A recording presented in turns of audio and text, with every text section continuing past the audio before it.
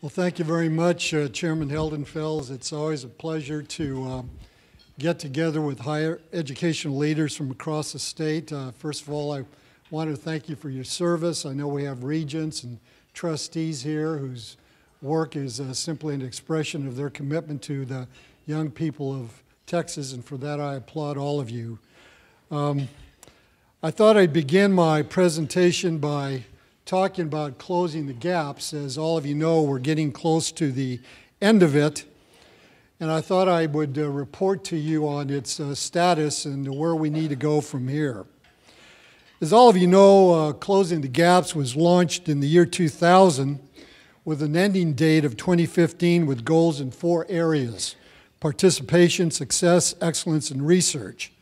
And I'd like to begin by talking about how this initiative was born, to talk about its context, and then talk about where we are.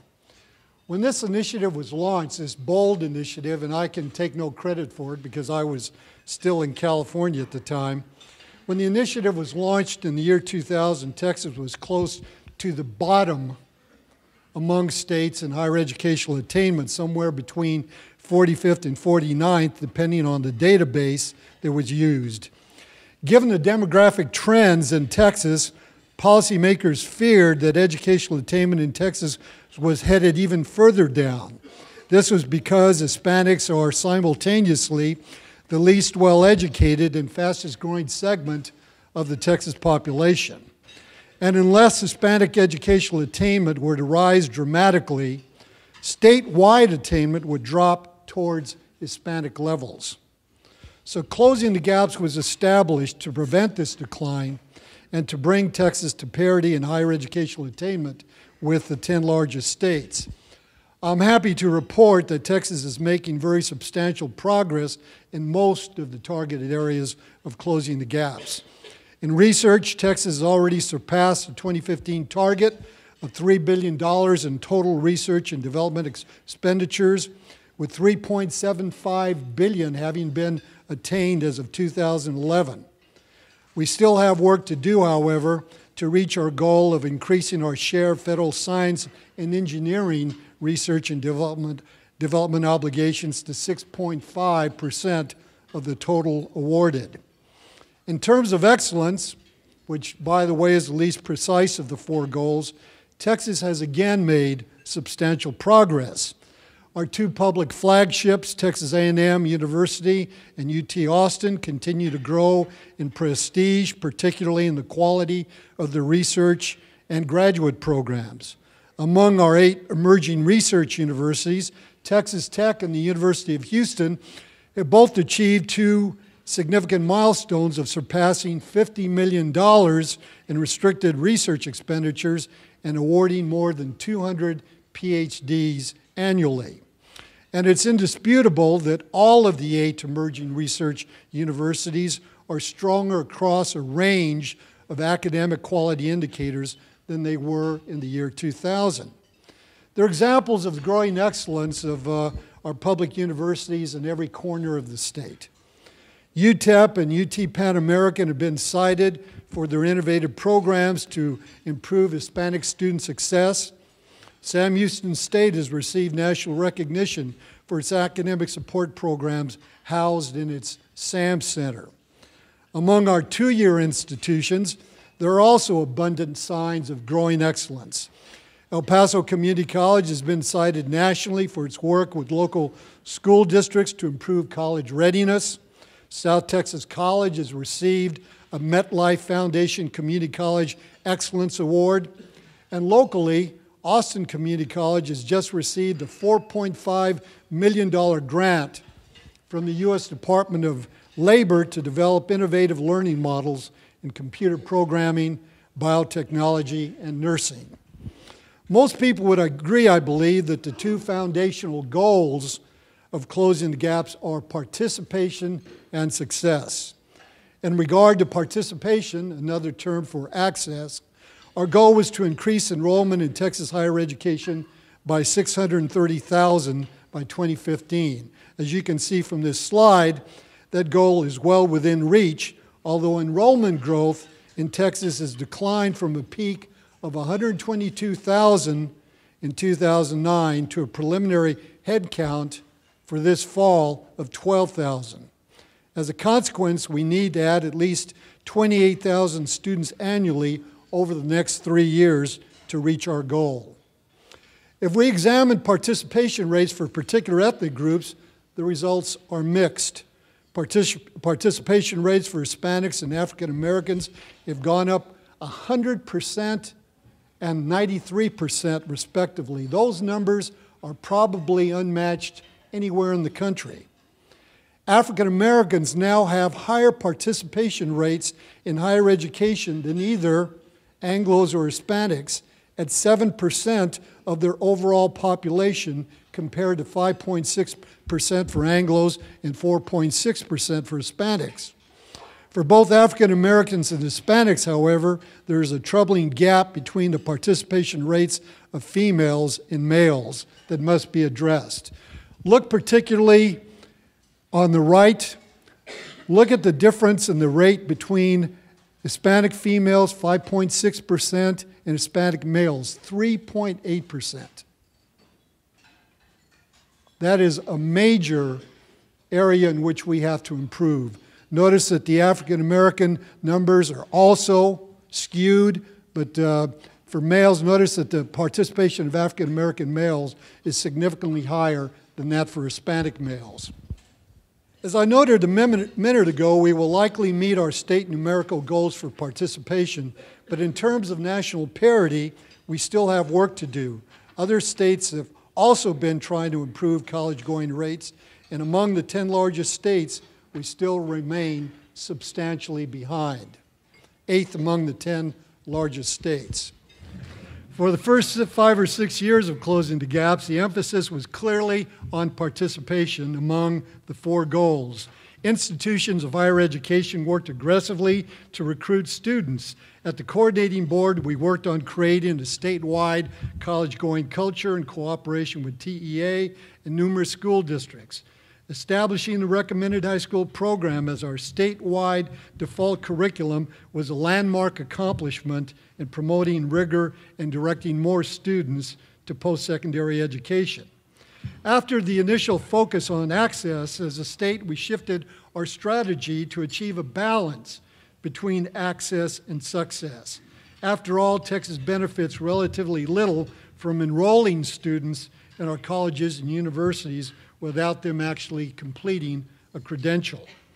The good news is that here again we are on track to hit our overall success goal. Completion rates in Texas higher education have been going up steadily, and some institutions have made extraordinary progress. Between 2000 and 2011, the 6-year graduation rate at Texas Tech University increased 16%. At Sam Houston State, 16.4%, and at UT Pan American, a whopping 19.9%. But we are far below our targets in key areas like STEM. We have been expanding the number of engineering degree and certificate programs, but I would argue we've been focusing on the wrong issue. Our key challenge in producing more STEM graduates is not a lack of programs, but simply that not enough high school graduates are prepared to do rigorous STEM work in our colleges and universities. While completion rates for all groups have been rising, those for African Americans and Hispanics remain disturbingly low. If we look at the 2005 entering cohort in Texas universities, for example, the 6-year completion persistence rates for African Americans and Hispanics are far below those for white students. And you can see the slide there, which tells you where we stand. Let me break down the completion rates in Texas public higher education just a bit more.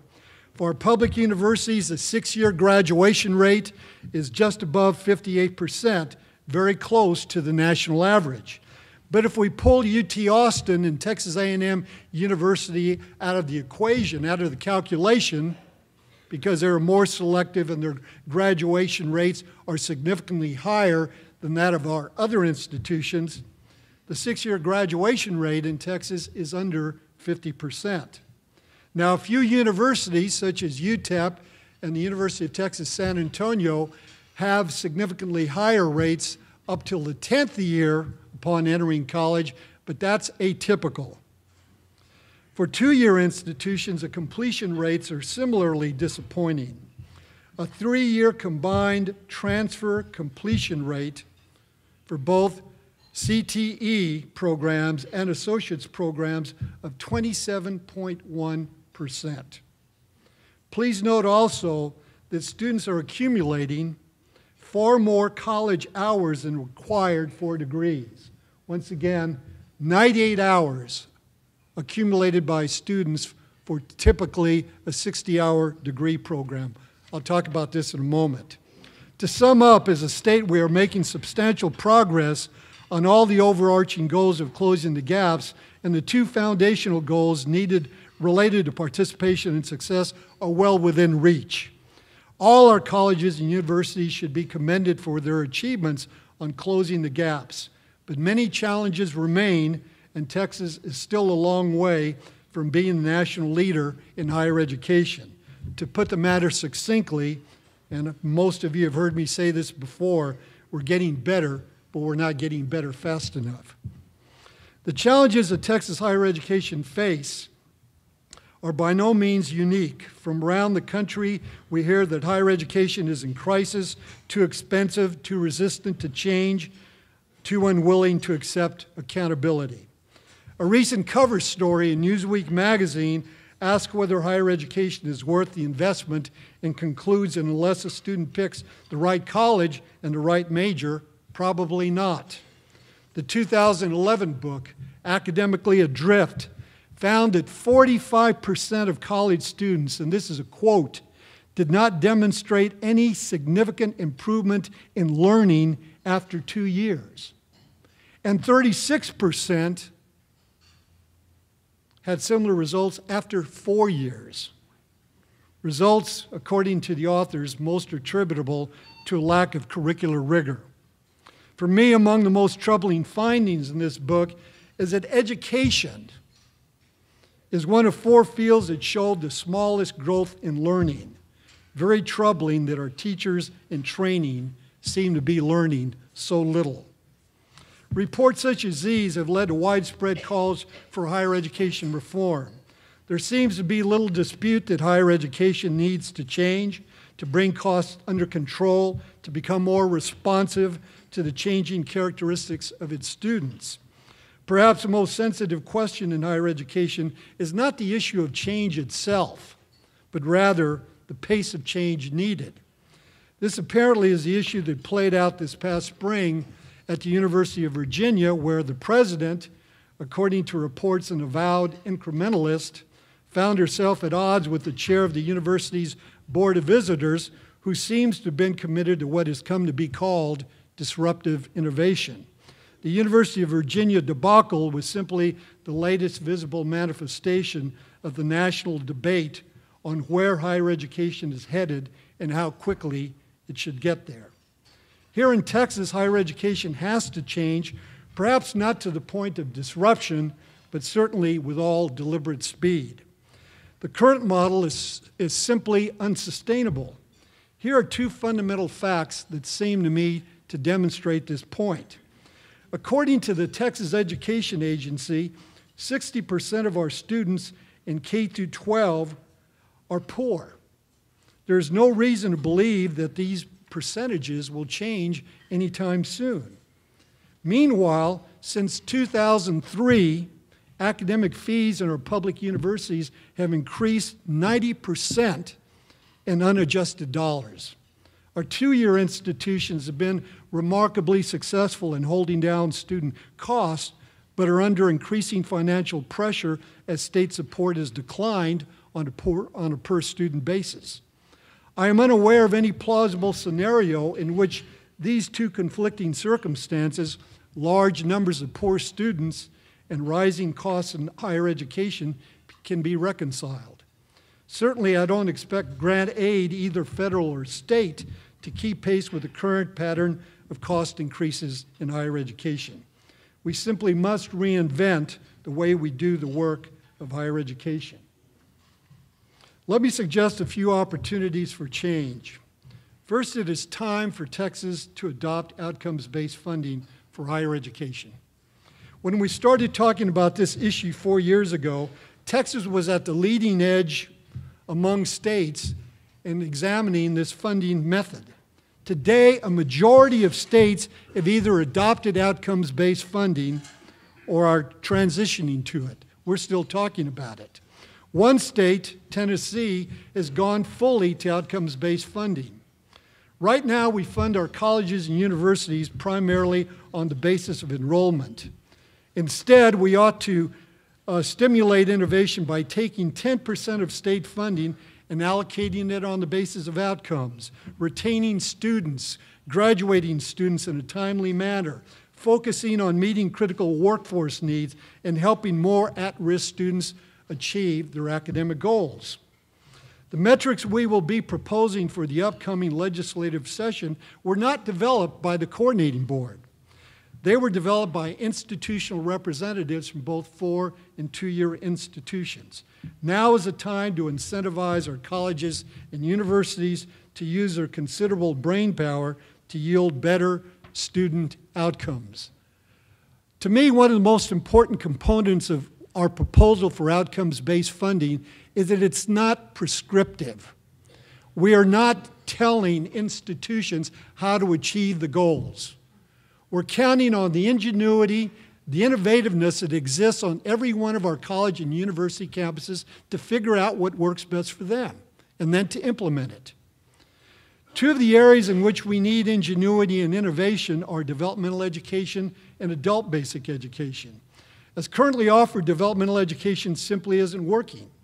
Out of 100 students who take developmental education in reading, only 54% successfully complete a first college-level course in a related field. In writing, the percentage is 52%, it's 52. In mathematics, it's 18%. If there's one area in which we need disruptive innovation, this is probably it. We need to combine reading and writing into one course. We need to conduct holistic assessments of students who test below college readiness. We need to develop modular and competency-based courses for developmental education students. As for adult basic education, it should be separated from developmental education. Combining often leads to unsatisfactory results for all students because of the vastly different levels of academic preparation among the two groups of students that are combined into one classroom. Another issue ripe for rethinking is higher education's role in workforce development, particularly in universities. Typically, university students get little advice either about workforce needs or the marketability of their declared majors. Too often, students learn about the realities of the marketplace only when they enter it. Job market information should be a basic element of the advising process on every college and university campus. Every university should ensure that critical thinking and communication skills, as well as other basic workforce readiness skills, are embedded across its curriculum and in all degree programs. Surveys show that upwards of 70% of all students who attend universities go there to get good jobs. While workforce readiness should never be the only goal of university education, we should respect this goal and help students achieve it. For two-year institutions, perhaps the most important workforce alignment issue is responding more quickly to urgent workforce needs. Conventional 1- and 2-year certification programs sometimes do not meet the needs of employers in rapidly growing fields. Certification programs can be shortened in a number of ways, notably by increasing the intensity of programs and shortening the time to a certificate. Competency-based programs can also shorten the time to make the transition from student to worker. On-the-job training, which not only provides a wage, but carries academic credit, is yet another tool that two-year institutions can use to meet workforce demands more readily. Recently, coordinating board staff have been in discussions with representatives of two-year institutions about this issue, and we expect to announce plans for developing accelerated job training programs in the next several months. As I indicated a moment ago, the majority of young people coming through the Texas K-12 pipeline are poor, and most will need financial aid to pursue a post-secondary credential. I believe it is safe to say that state funding for financial aid will not keep pace with demand, particularly given current state financial aid policy. The Texas Grant Program, which is the largest state financial aid program, was developed a dozen years ago and no longer responds as effectively as it should to current educational needs and realities. For example, Texas Grant policy favors funding renewal students over new ones.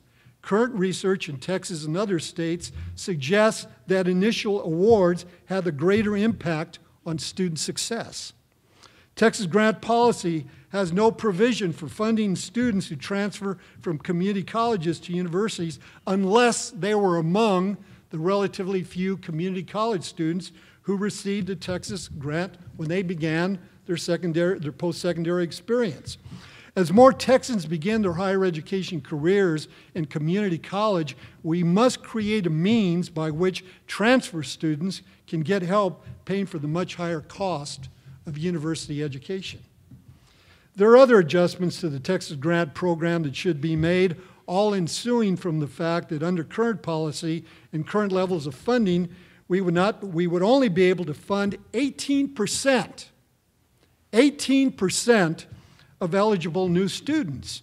In my view, we have to fund at least 50% of newly eligible students to hold out Texas Grant as a meaningful promise to poor high school students. The coordinating board will consider at its October board meeting the following changes to Texas Grant policy: to set award amounts to cover not the total cost of attendance, but rather to cover academic costs, tuition, fees, and books. Secondly, to limit funding to 8 full semesters for degree programs of 120 hours. Third, to convert Texas Grant into a university-only financial aid program. And please listen to this part. With the current portion of Texas Grant funding going to community college students, about $36 million, to be transferred to the Community College Texas Educational Opportunity Grant Program. By making these changes, we would be able to fund 95% of currently eligible students. And if our exceptional item request for Texas Grant is funded, we will be able to fund virtually 100% of students with need up to an expected family contribution of $8,000 as opposed to the current limit of $4,500. To be sure, every funded student will receive less money than previously, in the range of $3,000 compared to $5,000, but the awards will remain substantial enough and we will help far more students pursue their academic goals. This is a greatest good for the greatest number policy recommendation. All of you know that in his 2011 State of the State address, Governor Perry called for the development of a $10,000 baccalaureate degree. I'm pleased to report that we are making steady progress on achieving this goal. Several universities, by packing dual credit and advanced placement courses, by offering financial aid, year-round enrollment, have already reached this $10,000 threshold. Community colleges and universities, such as a partnership between the Alamo Colleges and Texas A&M San Antonio, have created another version of a low-cost degree program. Among the most promising initiatives in the state is the Texas Affordable Baccalaureate Degree Program, a joint effort of the coordinating board and 2 institutional partners, South Texas College and Texas A&M Commerce.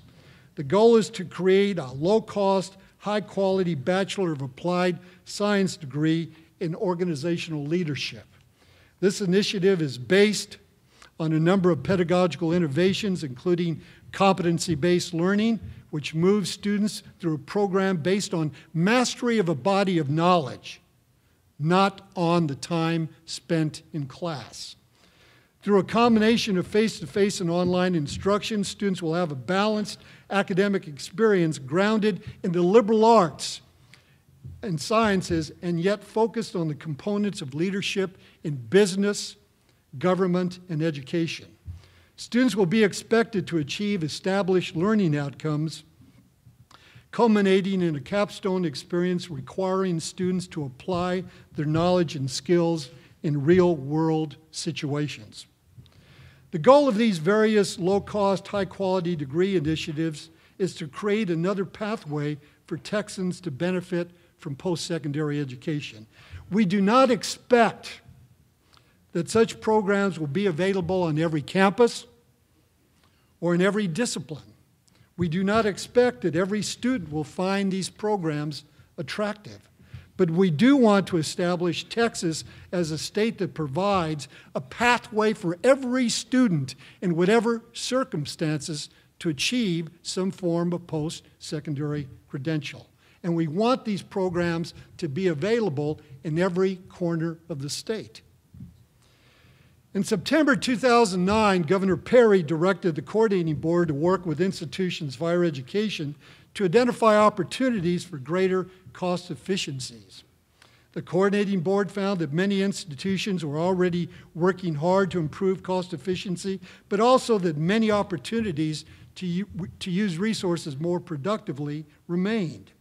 Earlier this year, Governor Perry directed the board to survey institutions regarding their continuing cost efficiency efforts. A report on this survey will be issued shortly, but I can share some of its findings today. It's clear from the responses that institutions continue to take cost efficiency quite seriously. Among the most common cost efficiency measures reported are closing or consolidating low-producing programs, accelerating the development of online and blended courses, increasing class size, reducing the number of courses offered, increasing the use of online learning management systems such as Blackboard, and developing more articulation agreements between community colleges and universities so that students can more easily transfer with all their community college courses counting towards their intended degree. Institutions noted, I should point out, that some of these measures require significant startup costs and that in some cases, cost efficiencies will not be realized for several years. Believing that cost efficiency should be a primary value in higher education, a coordinating board chair, Fred Heldenfels, has established a Council on Continuous Improvement and Innovation in Higher Education. At the same time, the Higher Education Policy Institute at the coordinating board has been examining the question, what should a college credential cost? Although the question is complex, it is clear that significantly higher levels of cost efficiency can be achieved without compromising quality. I refer you to a 2010 study by the McKinsey Consulting Group called Winning by Degrees that concluded that, and this is a quote, a 23% improvement in higher education productivity by 2020 is achievable without loss of quality. The coordinating board has been promoting a shared responsibility approach to greater cost efficiency and productivity. Outcomes-based funding incentivizes institutions to achieve greater levels of productivity. And our standards for low-producing academic programs scheduled to go up also promote cost efficiency. We have also introduced legislation to encourage students to perform at higher levels academically and to complete their programs of study faster when possible. Last legislative session, the coordinating board developed and promoted two pieces of legislation towards these ends. The priority model for the Texas grant program, which gives priority and funding to students who are not only needy, but high achieving. And we developed a bill which requires students to declare a major by the completion of 45 hours of college work. I've already mentioned further changes that we will be producing for the Texas grant program, and we are also considering ways to decrease the number of hours students attempt in pursuit of a 120-hour degree, such as requiring students to pay out-of-state tuition for any hours attempted beyond 135. And we focused on 135 because that will allow those students who want to have a double major to fit that in to this recommendation without having to pay out-of-state tuition. Another priority for the coordinating board is strengthening community colleges. For almost 2/3 of entering post-secondary students, community college is where they begin. I've already mentioned several areas of particular attention: developmental education, improving success rates, and for CTE programs, associates, and transferring, and improving success rates for CTE programs, associate degrees, and the transfer function, and developing accelerated training programs in critical need fields such as energy, manufacturing, and health. We're also proceeding with our tuning initiatives, which establish standards of rigor and facilitate transfer between community colleges and universities. Finally, I want to spend a few moments talking about the need for public higher education to work more closely with K through 12. It is virtually impossible to have the sort of high-quality system of health-related institutions, universities, and community colleges we all want without the foundation of a strong K through 12 system. And the fact of the matter is that the K through 12 system, particularly in its high school components, is not strong. The data from ACT, which now tests over 90,000 students in Texas, found in its latest survey that only 25% of high school seniors in Texas are college ready. We are well below the midpoint in our SAT scores. We cannot do well in higher education unless we have a strong K through 12 foundation. We cannot do well unless K through 12 does well. And Texas high schools cannot send us well-prepared students unless we send them well-prepared teachers. There's probably nothing we can do to improve productivity in higher education, to improve cost efficiency, than working closely with K through 12 to get our students graduating from high school more able to do rigorous college work. We also need to encourage our higher education faculty to work with high school teachers, especially to improve college readiness in the core disciplines of reading, writing, and mathematics. We need to work harder to attract more high-achieving students into stronger teacher training programs. And every college and university in the state should have a strong program of professional development for local K through 12 teachers. And these programs should focus on disciplinary mastery and acquainting teachers with research in pedagogy and cognitive development. If my remarks haven't spurred you to a heightened sense of urgency, perhaps this last slide will. If you can't see it, let me explain it to you. On the far left, you see those yellow bars show the educational attainment for the youngest cohort of adults in that particular country. And you can see that for Korea, for example, which is on the far left, the youngest cohort, once again the yellow bar, is much better educated than previous cohorts of adults. And you can see that Japan has that same pattern. Canada has the same pattern, although relatively smaller gains, Ireland and Norway and so forth. And then when you get to the United States, you see that we've had a vacillating pattern. We've had some generations that are better educated than previous ones, and then we've had some generations that are less well educated. And you can see Texas, the second set of columns from the right, we've had the same pattern, although at much lower levels than the national averages for the United States. And you notice that we have Mexico there on the far right, and notice that Mexico has been significantly improving higher educational attainment. If we don't turn things around in Texas, in a few years we will resemble Mexico in terms of educational attainment more than we do the highest achieving countries in the world. I think everybody would agree that the United States and Texas were built on the American dream. the belief that every hard-working generation of Americans will create a better life for its children than it itself experienced. That's not happening right now. As I said earlier, we're getting better, but we're not getting better fast enough. That's my core message. But I also want to close with my expression of great confidence in the leadership, the higher education leadership, and the students of Texas. I believe that we can effectively address the challenges that I've outlined this afternoon. We can improve outcomes, we can become more cost efficient, we can expand preparation, access, and success. As my grandfather used to tell me when I was struggling with my schoolwork, si se puede. We can do this. Thank you.